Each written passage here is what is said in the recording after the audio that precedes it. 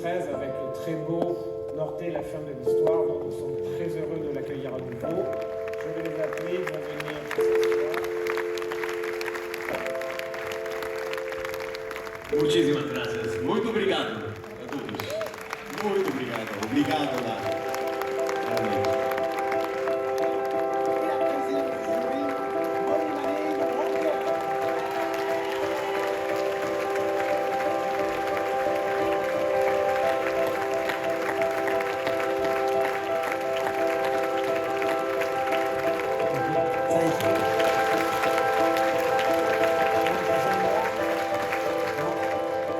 Bueno, gracias Thierry por tenernos acá a todos, es un gran honor, sobre todo en este momento tan especial que, como bien sabes, nuestro cine argentino atraviesa, así que tener presencia acá hoy en este contexto nos da fuerza, apoyo, amor para resistir ante los embates de un gobierno que quiere destruirlo todo, incluso la cultura.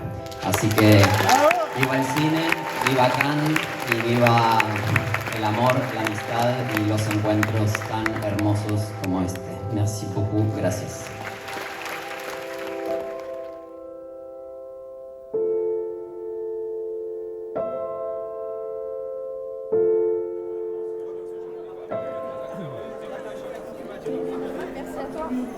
Muy buenas, un gusto estar con todos ustedes aquí en el Cinematógrafo, el cine en la tele. Detrás de cámara hay un cineasta extraordinario, ¿no? Ganó Mar del Plata, es de Perú, es el director de Kinra. Después vamos a hablar un poco de él, quizás hasta podemos hacer algo mañana con él, vamos a pensar. Pero bueno, hoy estamos en el fin del Festival de Cannes, esa es la sala de prensa, y bueno, se acaban de dar todos los premios. El jurado presidido por Juliette Binoche dio los premios. Así que vamos a hablar de Cannes, de eso vamos a hacer hoy, y es así como empieza el Cinematógrafo. Bienvenidos a una nueva temporada, después de mucha espera. ¿Y de dónde vamos a empezar? Desde el Festival de Festivales, desde el Festival de Cannes.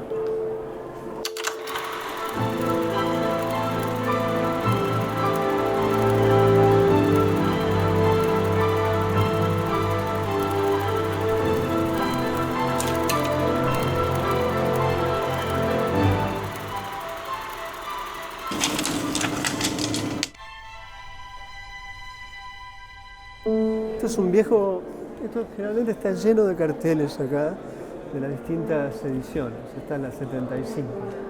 Pero bueno, esta fue una edición bastante valiosa, extraña en algún sentido. Primero que nada, bueno, ganó una película iraní. Panahi viene a este festival desde hace mucho tiempo, pero vienen las películas, nunca venía él. Yo desde que vengo a este festival había estado él con Esto no es una película, y así siguió viniendo, pero nunca realmente teníamos la posibilidad de que estuviera él. Y esta es la primera vez que estuvo él. Hay que recordar que Juliette Binoche, que preside, mira, ahí están hablando el jurado, vení, mientras que nosotros estamos haciendo el programa. Hay que recordar que Binoche había trabajado con Abbas Kiarostami. Y Abbas Kiarostami fue un poco el padre de Jafar Panahi. El cine de Irán para Binoche no es... Dos veces estuvo en películas de Kiarostami. Y hay que recordar que Panahi fue asistente de Kiarostami. La película es una película notable y es una película que hace honor a algo que pasa en el cine de Irán. Si uno ve una película de Irán, siempre habrá de notar que hay un trabajo muy peculiar sobre la lengua. La forma en la que los diálogos están constituidos tienen por un lado la lucidez, la clarividencia, los vericuetos de la razón que uno podría llegar a leer, por ejemplo, en los diálogos platónicos, en donde parece que es algo que tiene que ver con el nacimiento de la lengua cuando uno está hablando con alguien. Y de hecho está camuflada de esa manera los distintos parlamentos, pero sin embargo están descritos. Y en este sentido es una película que trata de de dilucidar yo diría la violencia política. La violencia política en tanto violencia del Estado y en tanto la respuesta de los que fueron ultrajados por la violencia del Estado, qué hacen en el momento en el cual pueden, si quieren, hacer justicia por mano propia. Es decir, uno se iguala a las formas de ultraje del Estado o no. Este es el núcleo de la película, que arranca con una escena que remite directamente con Martel, con la mujer sin cabeza. 10 minutos dura ese plano. Papá, mamá y su hija van en un auto. El plano fijo, solamente hay un cambio, hay un movimiento cuando el personaje baja del auto porque ha habido un pequeño accidente. La película se llama un simple accidente. Y el accidente es que ha tocado ha atropellado o ha dañado un perro. Es curioso la palabra que utiliza y es allí donde empieza este trabajo sobre la lengua que tiene el cine de Irán y el cine de Panahi en particular. Recordemos Opsai, que es una película estrictamente sostenida en dos conceptos que después vamos a volver con el segundo, que es fuera del campo por un lado y por otro lado esto que estoy diciendo, un trabajo con la lengua que es absolutamente extraordinario.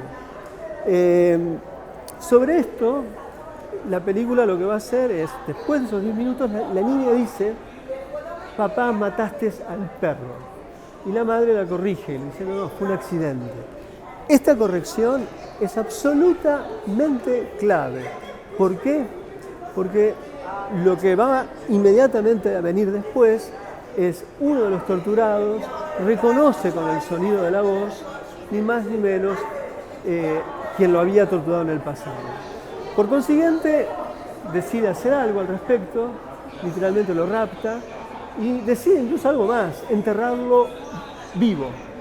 Pero cuando lo está por enterrar vivo entra una duda, ¿será él? Porque jamás lo vio, simplemente lo escuchó. Por consiguiente se le ocurre, ¿podré corroborarlo? Sí, porque hay otros que estuvieron conmigo en prisión, que salieron de la prisión y también fueron torturados, o peor aún, violados por este hombre. Bueno, a partir de eso se pone en movimiento una extraordinaria deliberación moral a propósito, y política, a propósito de esto que decía recién. ¿Qué hacer con la violencia política? Aquí en una dimensión microscópica, que es la de ¿hago justicia por mano propia o no?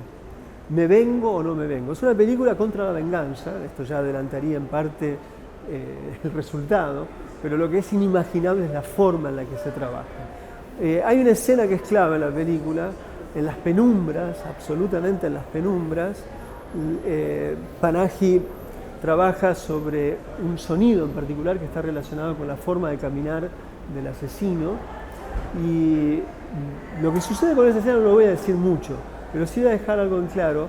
Lo extraordinario de la misma no es otra cosa que el hecho de que uno no sabe eventualmente qué es lo que va a suceder, lo que sucede no lo podemos interpretar de inmediato y la forma de interpretar lo que sucede queda estrictamente en la proyección de la conciencia que uno tiene respecto a lo que está viendo. Es decir, que uno decide, en última instancia, si la violencia política, si existe la posibilidad del perdón o no, si existe la posibilidad del perdón pero no del olvido. Todo eso se juega a partir de las penumbras, a partir de un sonido, sin decir nada, absolutamente nada. La película se llama Un simple accidente. Como toda película que gana la Palma de Oro, indefectiblemente se estrena, porque ese es el poder del Festival de Cannes. تو چرا فقط فکر میکنی خودتی که میفهمی؟ همه حق دارن نظر بدن. شما یکی که خیلی حق داری عروس خانم. خب بالاخره سفید بخت شدی، ازدواج خوب کردی.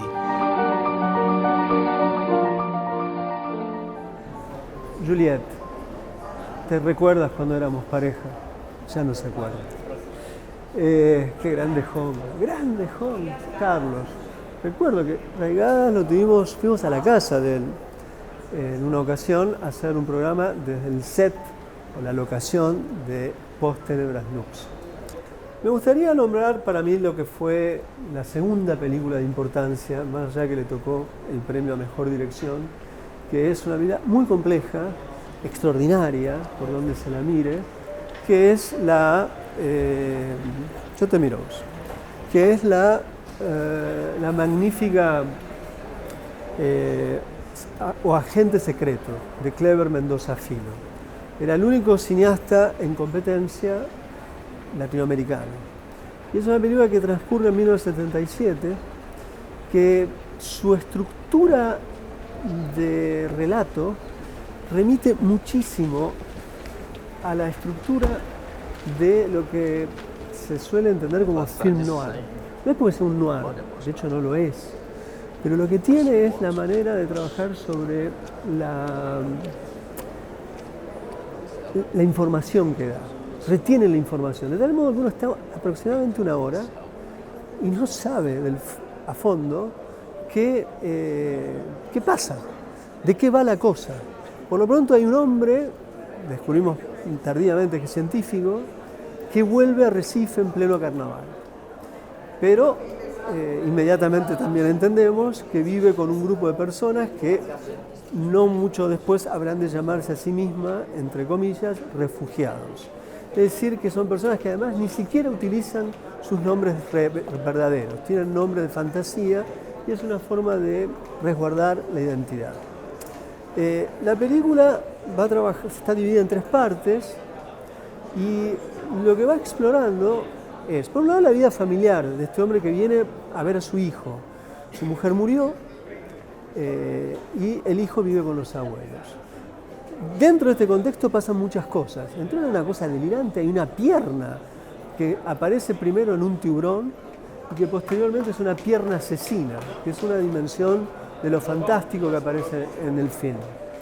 Y van sumándose otras capas, pero la más importante y quizás la menos percibida es que es una película absolutamente actual, porque en el fondo la película de Clever Mendoza, que es sobre la ciudad de Recife, que es sobre la desaparición de los cines, que es sobre la desaparición de personas, que es sobre el problema de la identidad y la historia y el resguardo de la historia, es que este hombre que vuelve y que llega a este lugar a recuperar a su hijo y quizás se tenga que ir de inmediato porque su vida está en riesgo, lo más interesante es que el fondo de la cuestión, la política que se juega detrás, es algo que es absolutamente actual y para Argentina, entre otros, que no es ni más ni menos que el problema de la investigación científica asociada a las universidades públicas y asociada a la proyección de una nación respecto de sus industrias o respecto de su evolución como sociedad en términos de técnica y tecnología. Lo que está por detrás es un tipo asociado, alguien de la élite, asociado al poder político y al poder económico, que lo que hace es desfondar la universidad y terminar con el departamento de investigación de la Universidad en Recife. Estamos hablando de 1977, en realidad lo que ese momento en la película es del 74, pero es una película de nuestro tiempo. Lo interesante es ver cómo un tiempo remite a este. Lo que es extraordinario de la película es cómo Clever es capaz de incorporar signos dispersos, por ejemplo en un sueño o en otro momento, la relación que existe entre la comunidad y el personaje principal. Cuando hay unas escenas realmente de violencia y hay una suerte de exacerbación, no tanto de la violencia, pero sí de lo que puede una bala hacer en el cuerpo humano, sobre todo en este caso en un rostro. Es decir, trabaja en el momento que hay tiros, que hay muertos, hay una exacerbación que es un distanciamiento para decir que cuando se mata a alguien, se mata a alguien. La película es notable, para mí era la verdadera Palma de Oro, pero ganó mejor dirección. Y es una película que va a ser una de las películas del año. El título es O Agente Secreto y es del gran Clever Mendoza Filho.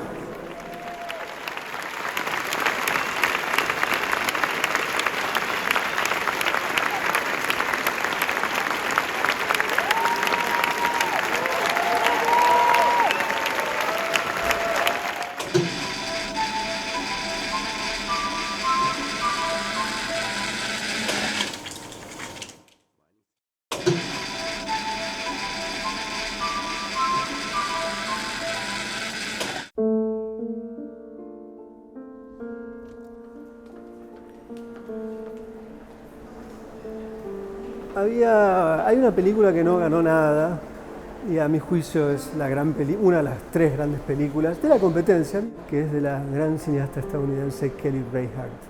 La película se llama Mastermind. Alguien decía el chiste recién, no sé si es una masterpiece, una obra maestra, pero es una película importante.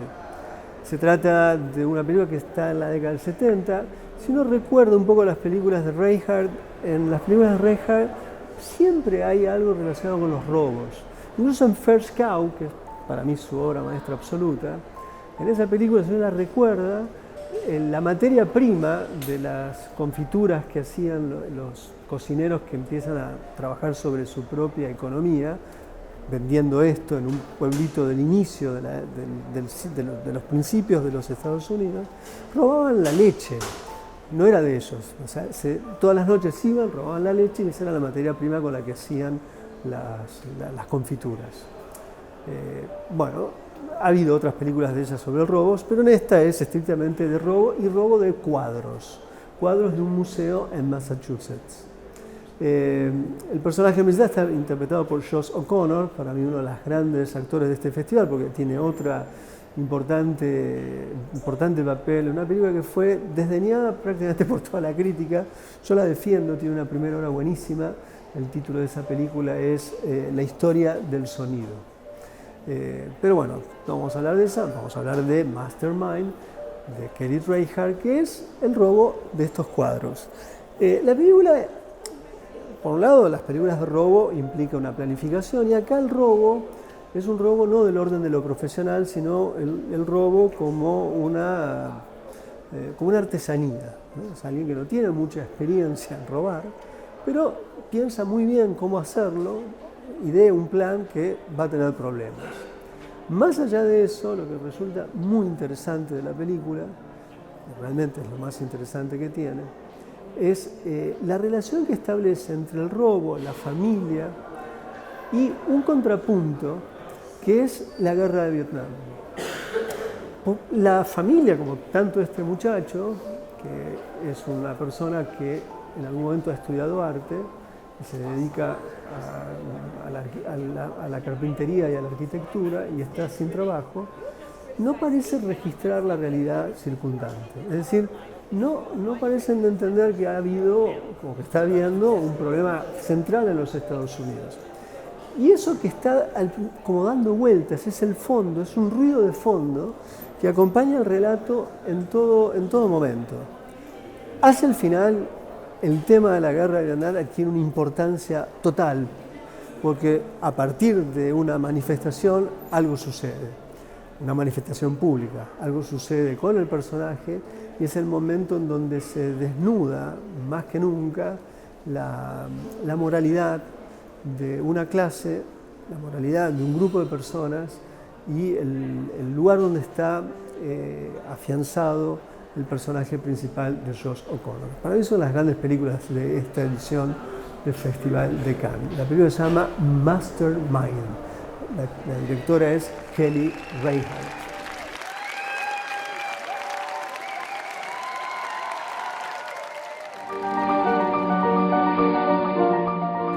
Otra película que no recibió absolutamente nada es Nouvelle Vague, el film de Richard Linklater sobre la experiencia de filmar. Era el último de los miembros de la Nouvelle Vague que filmaba su primera película. Truffaut había filmado, Chabrol había filmado, Rivette había filmado, Romer había filmado, no había sido así el señor Jean-Luc Godard. La película cuenta los entretelones de la previa a filmar Sin Aliento, para luego ver el rodaje, los 20 días concretos en donde Godard filma una película que fue clave, ¿no? Con Jean Seberg y por el otro lado Jean-Paul Belmondo. Lo inteligentísimo de la película transcurre en que nunca vemos cómo se filma la película, nunca vemos la película. Es decir, es el gran contraplano constante que tiene la película en sí. Y a partir de eso, bueno, hay una especie de catarata de citas, a veces un poco abusivas, con la que se organiza los diálogos, que son citas concretas de Godard, A veces, digo abusivo porque hay veces que funciona orgánicamente como si fueran las conversaciones que tienen los personajes, pero no siempre. Y eso por momentos me parece que le resta cierta frescura que la película mantiene, pero en el fondo de todo es una película de Linklater. Y si hay un cineasta que entiende muy, pero muy bien la amistad, es Linklater. Basta recordar The Newton Boys, que es una película de familias y de amigos. Y esto está en el film y es notable en la forma en la que trabaja. Hay un momento que le está hablando con su productor y Godard le dice: yo no podría tener un productor de una película mía si no fuera mi amigo. En esa afirmación está arraigada toda la estructura narrativa y el espíritu de la película.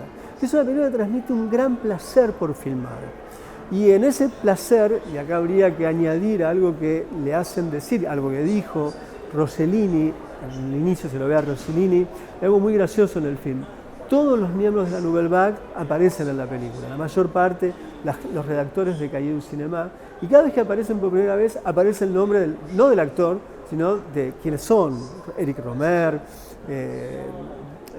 incluso hay un momento que aparece Robert Bresson, o sea, los parecidos son extraordinarios, y es casi, yo diría, una operación de desacralización, porque es casi un chiste poner eso así, o tiende a la humorada. De hecho, en la sala de prensa cuando se vio la gente se mataba de risa, pero es la manera de desacralizar un conjunto de personas que son parte de la historia del cine, y que no solamente son parte de la historia del cine, sino que además, no solamente son parte del cine, sino que además han inaugurado una época del cine. Por consiguiente, ¿cómo filmarlos? Bueno, un poco con una dimensión lúdica. Y hay un momento que Rossellini les dice, en la redacción de los Cahiers, le dice, se filma con urgencia y necesidad. Bueno, yo añadiría, se filma con urgencia y necesidad, sin duda, pero la película dice algo más, y con un gran placer. El placer de filmar porque hay una necesidad y porque hay una urgencia. Y es una reconstrucción perfecta. El final de Sin Aliento, por ejemplo, se ve cómo se filma, es muy gracioso, ¿no? Porque va el propio Belmondo corriendo así, lo que en la película se ve va de atrás, el plano es de allá, el contraplano es como el que está haciendo acá Marco, y Belmondo le va diciendo a la gente: no se preocupe, porque está haciendo que vaya herido de bala, y la gente no sabe ni que están filmando una película, entonces la gente lo mira como diciendo: pasa algo, y él va diciendo: no pasa nada, estoy filmando. Claro, eso no lo vemos, es el contraplano. De ese juego está constante, trabaja constantemente el film de Linklater, que es una película extraordinaria. Este año hay que recordar que hizo otra sobre Loren Hart en Berlín, que también revisa la historia del cine, porque es uno de los grandes letristas de las canciones clásicas del Hollywood clásico, y en ese caso en particular transcurría en 1940 y algo. En este caso estamos en 1959, cuando se filma nada más y nada menos que en Sin Aliento. Para mí fue otra de las grandes películas de este festival. Y por último voy a nombrar un film muy controversial, al que he defendido, y es difícil de defender, que es Sirat, de Oliver Lacks. ¿Por qué es difícil de defender? Bueno, porque más allá de su ostensible trabajo de puesta en escena, los primeros 20 minutos son un trance, literalmente, es una rave. Eso se filma de una manera magnífica, porque hay una relación entre las rave y las montañas. Arranca con las montañas, hay un momento que hay un traveling lateral de izquierda hacia derecha, donde se ve todos los equipos preparados para la rave en una zona montañosa de Marruecos, y ahí llegan estos, yo diría, entre desclasados, marginales, o personas que han, de alguna manera, no sabemos de dónde vienen, pero que han tomado como la decisión quizás de desertar de la sociedad. Hay algo de esto en la película. Pero así empieza, y todos esos 10-15 minutos es realmente un viaje óptico sonoro. El tema central de la película es un padre que va con el hijo menor, un chico un nenito, no, 10, 12 años, y su perro, van en búsqueda de la hija mayor, es decir, la hermana mayor, que no saben dónde está. Y creen que, o la última vez que se la vio fue en una rave, por eso van en búsqueda de ella. Bueno, lo que parece ser simplemente un viaje de ir en búsqueda de esta, habrá de tener una fatalidad, que no la vamos a decir. Es una fatalidad muy seria de filmar, y luego hay añadidos a esa fatalidad, pero hay algo en esta película de Laxe que no puede ser puesta, no se puede conjurar, no se puede denostar por cuestiones de orden ético en función de una representación de algunas muertes, puesto que hay una idea de que lo está haciendo, hay una forma de hacerlo, pero sobre todo esta película trabaja con una dimensión de lo religioso, y esto es lo difícil de poder entrar. Podemos traer a colación el caso de Job en la Biblia. Se le pide que mate a su hijo como última prueba de fe. Bueno, si uno lee eso le parece una bestialidad, quizás lo sea, pero funciona como una dimensión alegórica o constitutiva de una ficción de la fe, que en esta película no es que el padre mate a su hijo, eso no es lo que estamos hablando, pero hay algo que pone a prueba la relación con la existencia de ese padre. Y eso que sucede en la película, si no estuviera Sergi López y si no se pusiera la experiencia del personaje no en sus hombros, ahí sí diría yo que la película sería abyecta. No lo es porque procesa ese problema y lo lleva a una dimensión absolutamente diría casi de redención o de intento de redención o de intento de conjurar algo inexplicable que sucede en la película. Y si lo puede hacer es porque el lugar que le da Oliver Laxe a Sergi López y lo que hace Sergi López frente a la pantalla es de una magnitud fuera de lo común. Es realmente descomunal. Así empezamos el primer cinematógrafo del año. Así empezamos desde el Festival de Cannes. Nos vemos la semana que viene aquí en el Cinematógrafo, el cine en la tele.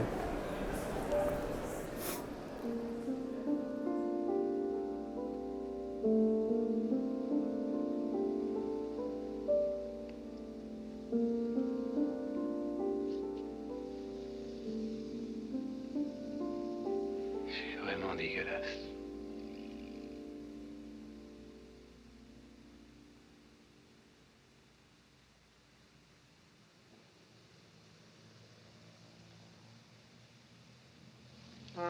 Qu'est-ce qu'elle a dit? Il a dit, vous êtes vraiment une dégueulasse.